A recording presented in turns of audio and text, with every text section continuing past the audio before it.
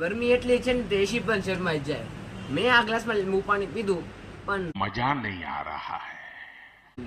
એ માટે હું ગાયત્રી મોલમાંથી કાચના લેમન સેટ લઈને આવી ગયો. જો એમાં બે ડિઝાઇનો છે, એક એપલ વાળી છે અને એક આ જો ફ્લાવર વાળી છે. જો